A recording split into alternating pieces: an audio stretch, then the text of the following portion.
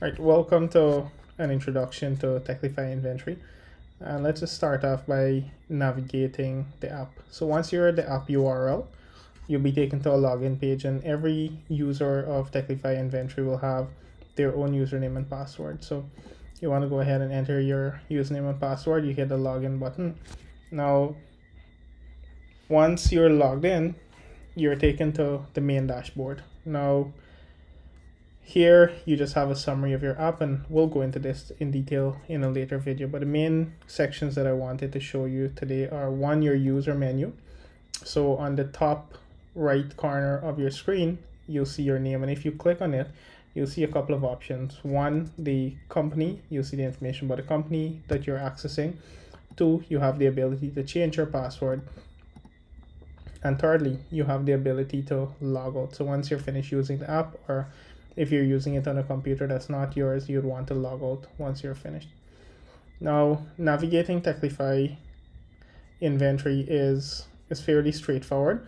You have the modules on the left-hand side of your screen and the navbar at the top. So if we click on a module, for example, product here, you'll see the menu items change. If I go to admin, you see we have a different set of menu items. We go to supplier, a different set, and then I go to product here.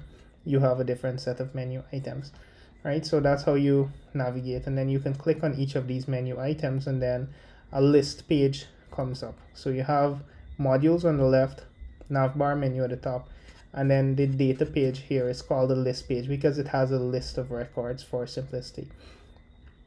Now the list page has a host of functions. If we're looking at a product list page, you have a plus icon here. So first you have your icons at the top, rather. You have a plus icon, which you'll use to add a new product. Here, this is the import icon if you're importing products from spreadsheet or whatever page you're on.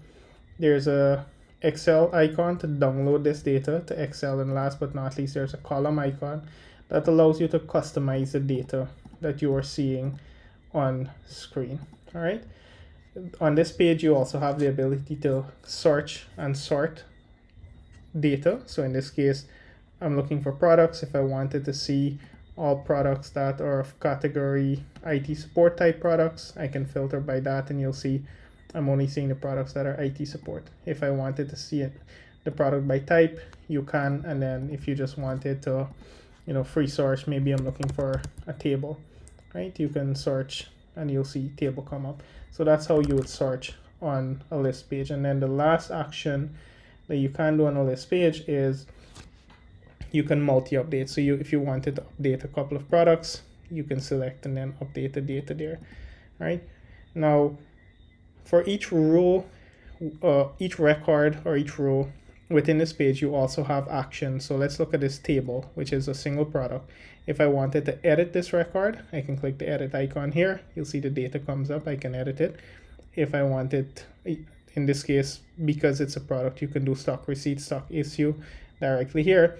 And then this view icon is very important. So if you click on the view icon on a record, you're able to see all details about that record.